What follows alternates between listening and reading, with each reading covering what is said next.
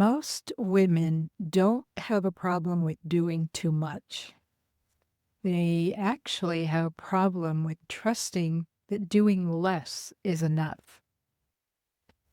I sat with that for a long time before I could say it out loud. I'm Sandy Bartlett, self-discovery coach for women who are done disappearing into everyone else's life while their own sits waiting.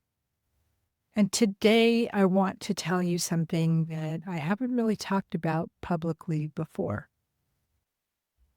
Last fall, I received guidance that told me to rest, not take a vacation, not slow down for a week. Rest, prepare. Something is coming, and you're going to need your energy for it. I'm going to be honest with you. For a woman whose nervous system was trained to equate stillness with failure, that was not an easy message to receive. Before I go any further, drop a yes or no in the comments. When you slow down, does it feel like relief or does it feel like you're falling behind? I'm willing to bet I know which one it is. I've been on what I call a spiritual journey for about 4 years now.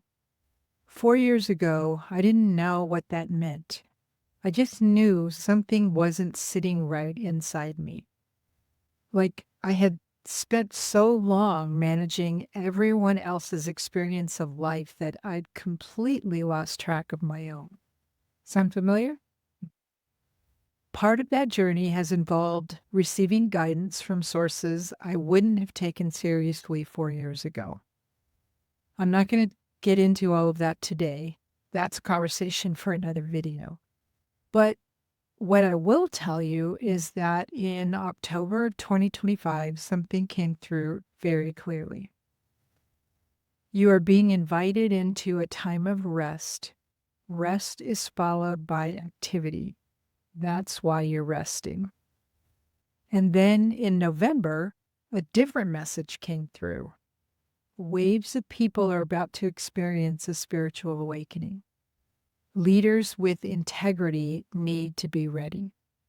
This is where the leaders come in. I didn't feel like a leader when I heard that. I felt like a woman who had just moved her email software, was still figuring out her systems, and had 32 people in her online community. Have you ever received a message, from your gut, from a dream, from something you can't quite explain, and then talked yourself right out of it? Comment yes if that's you. I want to know. So here's what I did with that guidance. I kept building, not in a hustle way, not in a prove something way, in a quiet, steady, one thing at a time way.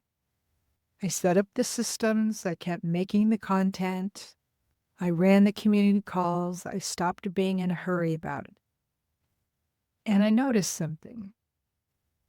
Women I didn't know were sharing my posts.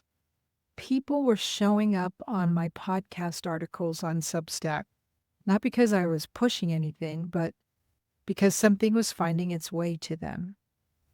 That's not me bragging. That's me telling you what happens when you stop forcing and start trusting. For a people pleaser, that is a radical act. We are trained from the time we're small to earn our place, to justify our existence through output, to prove we deserve to be here by how much we produce, how much we give, how available we are. Rest feels like laziness.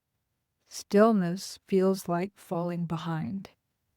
Trusting something you can't control feels almost impossible when your whole nervous system was built around managing the outcome. But here's what I know now. The preparation wasn't nothing. The quiet wasn't empty. It was exactly what it was supposed to be. If any of this is landing for you, if you're in a season where something and you know something is shifting, but you can't quite name it yet, I want to invite you into my community. It's called Journey to Self, The Awakening. It's a space for women who are waking up to themselves and want to do that in community rather than alone. The link is in the description. I don't know exactly what spring looks like yet. I know what I've been told. I know what I feel in my body. I know the stirring I see in the women who are finding their way to this work.